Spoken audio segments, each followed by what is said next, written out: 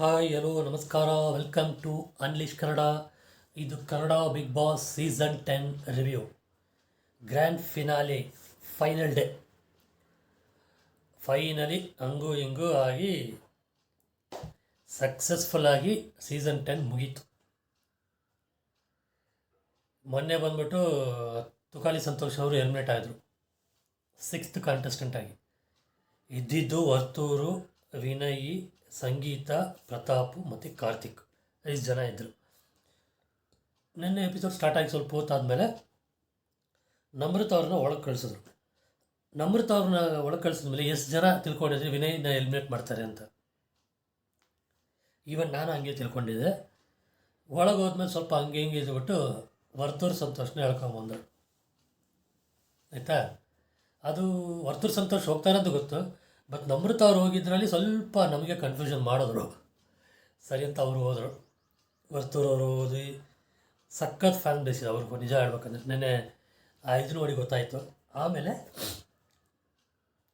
Next ನಮ್ಮ Gicchi Giligili team total Bigg Boss season 10 contestant replica ಮಾಡಿದ್ರಲ್ಲ, ಸೂಪರಾಗಿ ಮಾಡಿದರು. ನನಗೆ ಒಬ್ಬೊಬ್ರು ಇದು ನೋಡಿ, ವಿನೋದ್ ಗೊಬ್ಬರಗಾಲ, ಪ್ರತಾಪ್ ಥರ, ಆಮೇಲೆ ಇನ್ನು ಯಾರು ಸೇಮ್ ಹಂಗೆ ಬಂದಿದ್ರು, ಸೇಮ್ ಒಬ್ಬೊಬ್ಬರು ಹಂಗೆ ಇದ್ರು ನೋಡೋದಕ್ಕೆ. ಅವ್ರು ಮಾಡಿ ಸಂಗೀತ ಅಂತೂ ನೋಡೋಕೆ ಹಂಗೆ ಸಂಗೀತ ಥರನೇ ಇದ್ದರು ಹೇಳ್ಬೇಕಂದ್ರೆ. ಆಮೇಲೆ ವರ್ತೂರು, ಇವ್ರು ಮೂವರು ಮಾತ್ರ ಸೂಪರಾಗಿದ್ದರು. ಅದು ಹೋಯ್ತು. ನೆಕ್ಸ್ಟ್ ಎಲಿಮಿನೇಷನ್ ಶುರುವಾಗುತ್ತೆ. ನೆಕ್ಸ್ಟ್ ಎಲಿಮಿನೇಷನ್ ಹೇಗಂದರೆ, ನಾವು ಕ್ರಿಕೆಟ್ಲಿ ಆಡ್ತೀವಲ್ಲ ಆ ಟೈಪ್ ಕುಣಿಸ್ಬಿಟ್ಟು ಇದರಲ್ಲಿ ಯಾರು ಫೈನಲಿ ಇರಲ್ವೋ ಅವರು 4th ಎಲಿಮಿನೇಷನ್ ಅಂತ. ಫಸ್ಟು ರೌಂಡ್ ಹೊಡಿತಾ ಇದ್ರು, ಪ್ರತಾಪ್ ಇಲ್ಲ, ಪ್ರತಾಪ್ ಫೋಟೋ ತೋರಿಸಿದ್ರು. ಹೋಗ್ಬಿಟ್ರೇನೋ ಅಂತಿದ್ರೆ ತಿರ್ಗಾ ಇದ್ದರು. ಆಮೇಲೆ ಒಬ್ಬೊಬ್ಬರಾಗ ಅದೇ ಥರ ಮಾಡಿದ್ರು. ಆಮೇಲೆ ನೋಡಿದ್ರೆ ಶಾಕಿಂಗು. ಅದಕ್ಕೆ ಮುಂಚೆ ಹೊರಗಡೆ ಕಂಟೆಸ್ಟೆಂಟ್ನ ಕೇಳಿದ್ರು, ಯಾರು ಹೊರಗೆ ಬರ್ತಾರೆ, ಯಾರು ಬರಬೇಕು ಅಂತ. ಎಲ್ಲರೂ ಮ್ಯಾಕ್ಸಿಮಮ್ ಜನ ಹೇಳಿದ್ದು ಕಾರ್ತಿಕ್ ಬರ್ತಾರೆ, ಪ್ರತಾಪ್ ಬರ್ತಾರೆ, ಇಲ್ಲ ಕಾರ್ತಿಕ್ ಬರಬೇಕು, ಪ್ರತಾಪ್ ಬರಬೇಕು, ಇಷ್ಟು ಹೇಳಿದ್ದು. ಬಟ್ ತನಿಷಾ ಒಬ್ಬರೇ ವಿನಯ್ ಬರ್ಬೋದು ಅನಿಸುತ್ತೆ ಅಂತ ಕರೆಕ್ಟಾಗಿ ಹೇಳಿದ್ರು. ಆಮೇಲೆ ಅದರ ಸ್ಟಾರ್ಟ್ ಆಯಿತು. ವಿನಯ್ ಎಲಿಮಿನೇಟೆಡ್. Total shock. ಅಲ್ಲಿ ಕಂಟೆಸ್ಟೆಂಟ್ ಮಾತ್ರ ಶಾಕ್ ಅಲ್ಲ, ನನಗೆ ಗೊತ್ತಿದ್ದು ಟಿ ವಿ ನೋಡಿದವ್ರು ಎಲ್ಲರೂ ಶಾಕ್. ನಿಜ ತಾನೆ? ಯಾಕಂದರೆ ಹಾನೆಸ್ಟಾಗಿ ಹೇಳಿ, ಅವ್ರು 4th ಎಲಿಮಿನೇಟ್ ಆಗೋ ಕಂಟೆಸ್ಟೆಂಟ. ಸುದೀಪ್ ಸರ್ ಹೇಳಿದ್ರು, ಇವಾಗ ನಮಗೆ ಯಾರಾದರೂ ಇಷ್ಟ ಅಂದರೆ, ಇಷ್ಟ ಅನ್ನೋದು ಬೇರೆ, ಪರ್ಟಿಕ್ಯುಲರ್ ಓಟ್ ಆಗೋಕ್ಕಂತ ನೋಡೋರು ಬೇರೆ ಅಂತ. ಈವನ್ ಅದು ಆ ಲಾಜಿಕ್ ನಾನು ಅಕ್ಸೆಪ್ಟ್ ಮಾಡ್ತೀನಿ. ಯಾಕಂದರೆ ಇಷ್ಟ ನನಗೆ, ಇವ್ರು ಇಷ್ಟ, ಯಾರು ವಿಷ್ಣು ಸಾರ್ ಇಷ್ಟ ಅಂತ ಇಟ್ಕೊಳ್ಳಿ. ನಾನು ಟಿ ವಿಲಿ ನೋಡ್ತೀನಿ ಯಾವುದೋ ಮೂವಿ, ಸೂಪರಾಗಿದೆ, ಸಖತ್ತಾಗಿದೆ ಮೂವಿ ಅಂತ ಹೇಳೋದು ಬೇರೆ, ನಾನು ಅದೇ ಮೂವಿನ ಹೋಗಿ ಥಿಯೇಟ್ರಲ್ಲಿ ದುಡ್ಡು ತೊಗೊಂಡು ನೋಡೋದು ಬೇರೆ ಅಲ್ವಾ? ಈ ಲಾಜಿಕ್ ಕರೆಕ್ಟ್ ಇತ್ತು. ಬಟ್ ಏಕೋ Bigg Boss 10 voting format, voting ಇದೆ, ಇಷ್ಟು 9 ಸೀಸನಲ್ಲಿ ಆಗದೆ ಇರೋ ಒಂದು ಕನ್ಫ್ಯೂಷನ್ ನನಗೆ ಇವಾಗ ಡೌಟು ಈ ಸೀಸನಲ್ಲಿ ಪಕ್ಕಾ ಆಯಿತು. ಸರಿ, ವಿನಯ್ ಅವ್ರು ಹೊರಗೆ ಬಂದರು, ಎಲ್ಲರೂ ಡಲ್ ಆಗ್ಬಿಟ್ರು. ಅವ್ರ ಮಗ ಅಂತೂ ಕಣ್ಣು ಬಕ್ಕೊಂಡು ಇದು ಅಳ್ತಾ ಇದ್ದ. ಆಮೇಲೆ ಇವರೇ ಕರೆದು, ಸುದೀಪ್ ಸರ ಕರೆದು ಹಗ್ ಮಾಡಿ ವಿನಯ್ ಹಗ್ ಮಾಡಿಸಿ, ವಿನಯ್ ಒಂದು ಒಳ್ಳೆಯ ಇದು ಹೇಳಿದ್ರು, ಹೌದು ಸರ್ ನಾನು 4th ಬಂದು ನನಗೆ ಶಾಕಿಂಗೆ, ಬಟ್ ನಾನು ಪೀಪಲ್ಸ್ ಚಾಂಪಿಯನ್ ಆದೆ ಅಂತೇಳಿದ್ರೆ ಚೆನ್ನಾಗಿತ್ತು. ಇದಾದಮೇಲೆ ಎಲ್ಲರನ್ನ ಮಾತಾಡ್ಸಿದ್ರು. ಅವರು ವೈಫನ್ನು ಸ್ವಲ್ಪ ಪೇಷನ್ಸ್ ಅನಿಸುತ್ತೆ. ಯಾಕಂದರೆ ಅವರು ರನ್ನರ ಲಾಸ್ಟ್ ಓವರ್ ಬರ್ಬೋದಿತ್ತು, ಬಟ್ ಓಕೆ ಸರ್ ಬಂದ್ರಲ್ಲ ಅಂತ ಸ್ವಲ್ಪ ಪೇಷನ್ಸ್ ಇದೆ ಅವರಿಗೆ ಅಂತ. ಆಮೇಲೆ ಇದಾದಮೇಲೆ ಇನ್ನು ಯಾರಿರೋದು ರಿಮೈನಿಂಗು? ಕಾರ್ತಿಕ್, ಸಂಗೀತ ಮತ್ತು ನಮ್ಮ ಪ್ರತಾಪ್ ಅವರು ಇದ್ದಿದ್ದು ಒಳಗಡೆ. ಇದಾದಮೇಲೆ ಸುದೀಪ್ ಸರ್ದು 10 years of Bigg Boss journey ತೋರಿಸಿದ್ರು. ನಿಜ ಹೇಳ್ಬೇಕಂದ್ರೆ ಸೂಪರಾಗಿತ್ತು. ನನಗೆ ಅಂತೂ ತುಂಬ ಹಿಡಿಸ್ತು. ಯಾಕಂದರೆ 10th ಸೀಸನ್ದು ಕಟೌಟ್ ಥರ ಇಟ್ಟು, ಆಮೇಲೆ ಒಂದೊಂದು ಫಸ್ಟ್ ಸೀಸನಿಂದ ಲಾಸ್ಟ್ ಸೀಸನ್ವರೆಗೂ ಅದು ಎಲ್ಲ ಕೊಲೈಟ್ ಮಾಡಿದ್ದು. ಫಸ್ಟ್ ಸೀಸನಲ್ಲಿ ಸುದೀಪ್ ಸರ್ ನೋಡೋದಕ್ಕೂ ಈಗ ನೋಡೋದಕ್ಕೂ ಏನು ಡಿಫ್ರೆನ್ಸು, ಅದೇ ಹೇಳೋದು ಮೆಚುರಿಟಿ, ಅದು ತುಂಬ ಚೆನ್ನಾಗಿತ್ತು.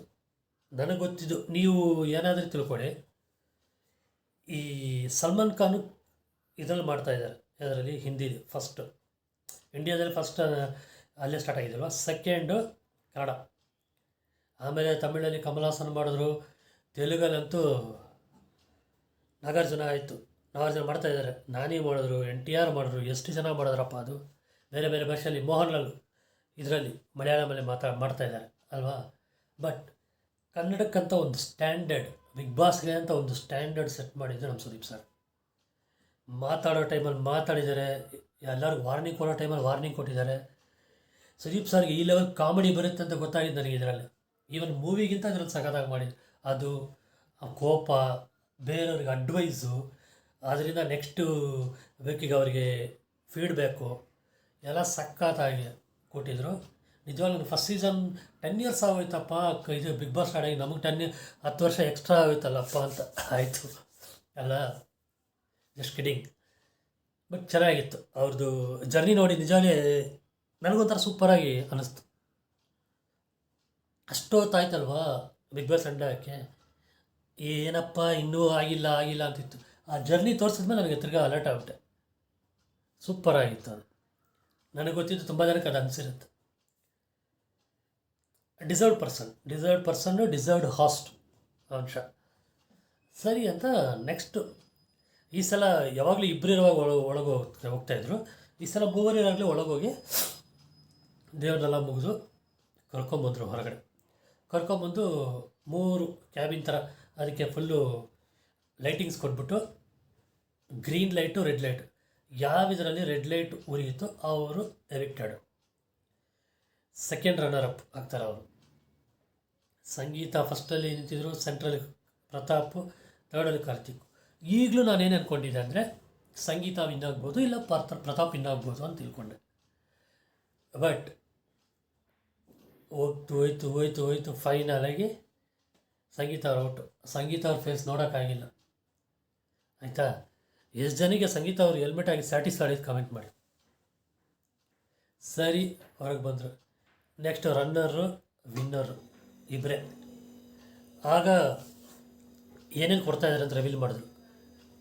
50 lakhs ಇದು ಅಪಾರ್ಟ್ಮೆಂಟು, ದುಡ್ಡು ಗೊತ್ತಿಲ್ಲ. ನೆಕ್ಸ್ಟ್ ಕಾರು ಬ್ರೆಝಾ, ನೆಕ್ಸ್ಟ್ ಒಂದು ಬೌನ್ಸ್ದು ಒಂದು ಬೈಕು. ಇಷ್ಟು ಜನ ರನ್ನರಿಗೆ ಒಂದು ಬೈಕು. ಇವ್ರನ್ನ ಕೇಳಿದ್ದಕ್ಕೆ, ಈ ದುಡ್ಡು ಏನು ಮಾಡ್ತೀರಾ ಅಂತ ಕೇಳಿದ್ದಕ್ಕೆ, ನನಗೆ ಟ್ರಾಫಿ ಇದ್ದರೆ ಸಾಕು, ದುಡ್ಡು ನಾನು ಬೇರೆ ಇದಕ್ಕೆ ಕೊಟ್ಬಿಡ್ತೀನಿ ಅಂತ ಹೇಳಿದ್ರು ಪ್ರತಾಪ್ ಅವರು. ಈವನ್ ನಾನು ಬೈಕು ಇಟ್ಕೊಳ್ಳಲ್ಲ. ಆಮೇಲೆ ಇವ್ರು ಕೇಳಿದ್ದಕ್ಕೆ, ನಮ್ಮ ತಾಯಿಗೆ ಒಂದು ಮನೆ ಕಟ್ಟಬೇಕು, ಸಣ್ಣ ಗೂಡು ಕಟ್ಟಬೇಕು ಅಂತ ಹೇಳಿದ್ರು. ಚೆನ್ನಾಗಿತ್ತು. ಪ್ರತಾಪ್ ಅವರು ಹೇಳಿದ್ದು ಅದು ನಿಜಾನ ಏನೋ ನಮಗಂತೂ ಗೊತ್ತಿಲ್ಲ, ಹೇಳಿದ್ರು ಅಷ್ಟೆ. ಆಮೇಲೆ ಫೈನಲಾಗಿ ಕಾರ್ತಿಕ್ ವಿನ್ ಅಂತ ಅನೌನ್ಸ್ ಮಾಡಿದ್ರು. ನನಗೆ ಒಂದು ಇದರಲ್ಲಿ ಹರ್ಟ್ ಆಯಿತು, ಏನು ವಿನಯ್ ಅವರು ಹೋಗಿದ್ದು ಹರ್ಟ್ ಆಯಿತು. ಯಾಕಂದರೆ ಬಟ್ ಕಾರ್ತಿಕ್ ವಿನ್ ಆಯಿತು, ಫುಲ್ಲಿ ಸ್ಯಾಟಿಸ್ಫೈಡ್ ಆಯಿತು ಅಲ್ವಾ. ಯಾಕಂದರೆ ಕಾರ್ತಿಕ್ ಅವ್ರು ಹೇಳ್ದಂಗೆ, ಕಾರ್ತಿಕ್ ಅವ್ರ ರಿಫ್ಲೆಕ್ಷನ್ ಅಂದರೆ ಆ ಕಡೆ ವಿನಯ್ ಅವರು ಅಪೋಸ್ ಮಾಡಿದ್ದಕ್ಕೆ, ಈವನ್ ಸಂಗೀತ ಅವರಾದರೂ ಸರಿ, ಕಾರ್ತಿಕ್ ಅವರು ಸರಿ, ಈ ಲೆವೆಲ್ಗೆ ಇದಾಗಿರೋದು. ಯಾರು ವಿನಯ್ ಅವರಂತ ಒಬ್ಬರು ಇರಲಿಲ್ಲ ಅಂದರೆ ಅಷ್ಟು ಓವರ್ ಜಗಳಗಳಾಗ್ತಾ ಇರಲಿಲ್ಲ, ಅಗ್ರೆಸಿವ್ನೆಸ್ ಇರಲಿಲ್ಲ, ಬೇರೆಯವ್ರದ್ದು ಎಬಿಲಿಟಿನ ಕಾಣ್ತಾ ಇರಲಿಲ್ಲ. ಕರೆಕ್ಟ್ ಅಲ್ವಾ. ಆಮೇಲೆ ಈವನ್ ಸಂಗೀತ ಅವ್ರಿಗೂ ಆ ಬಿಲ್ಡಪ್ ಸಿಗ್ತಾ ಇರಲಿಲ್ಲ. ಸೂಪರಾಗಿ ಹೇಳಿದ್ರು ಕಾರ್ತಿಕ್ ಅವರು. ಹೋಗ್ಬಿಟ್ಟು ಟ್ರಾಫಿ ತೊಗೊಂಡು ಎಲ್ಲ ಗಿಫ್ಟ್ಗಳು ತೊಗೊಂಡು ಹೋಗ್ಬಿಟ್ಟು ಫಸ್ಟ್ ವಿನಯನೇ ಹಗ್ ಮಾಡಿದ್ರು. ಇದಾದಮೇಲೆ ನಮ್ಗೆ ಒಂದೇ ಒಂದು ಫೀಲ್ ಆಯಿತು, ಅಯ್ಯೋ ಮುಗಿತಾ ಇದೆಯಲ್ಲಪ್ಪ ಬಿಗ್ ಬಾಸ್ ಅಂದ್ಕೊಂಡು, ಅದೊಂದು ಫೀಲ್ ಆಯಿತು. ಇಷ್ಟು ಹೇಳಿ ನಾನು ರಿವ್ಯೂ ಮುಗಿಸ್ತಾ ಇದ್ದೀನಿ, ಬಿಗ್ ಬಾಸ್ ರಿವ್ಯೂನ ಮುಗಿಸ್ತಾ ಇದ್ದೀನಿ. ನೆಕ್ಸ್ಟು ದಯವಿಟ್ಟು ನನ್ನ ವಿಡಿಯೋಗಳನ್ನ ನೋಡಿ. ವಾರಕ್ಕೆ 3 ವಿಡಿಯೋ ಹಾಕ್ತೀನಿ, Monday, Wednesday, Friday, or Monday, Wednesday, Saturday. ಹೇಗಾದರೂ 3 ವಿಡಿಯೋ ಬರುತ್ತೆ.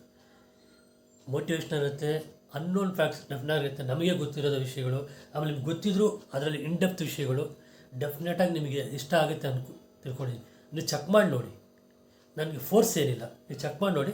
ಇಷ್ಟ ಆದರೆ ನಾನು ಕಂಟಿನ್ಯೂ ಮಾಡಿ. ಯಾರು ನಮ್ಮ ಚಾನಲ್ಗೆ ಸಬ್ಸ್ಕ್ರೈಬ್ ಮಾಡಿದ್ರು ದಯವಿಟ್ಟು ಸಬ್ಸ್ಕ್ರೈಬ್ ಮಾಡಿ, ಅನ್ನೋ ಬೆಲ್ ಐಕಾನ ಕ್ಲಿಕ್ ಮಾಡಿ. ಇಷ್ಟೇ ನಾನು ರಿವ್ಯೂನ ಮುಗಿಸ್ತೀನಿ. Bye all. Bigg Boss review end ಮಾಡ್ತಾಯಿದ್ದೀನಿ, ಬೇರೆ ರಿವ್ಯೂ ಬರುತ್ತೆ. Thank you guys.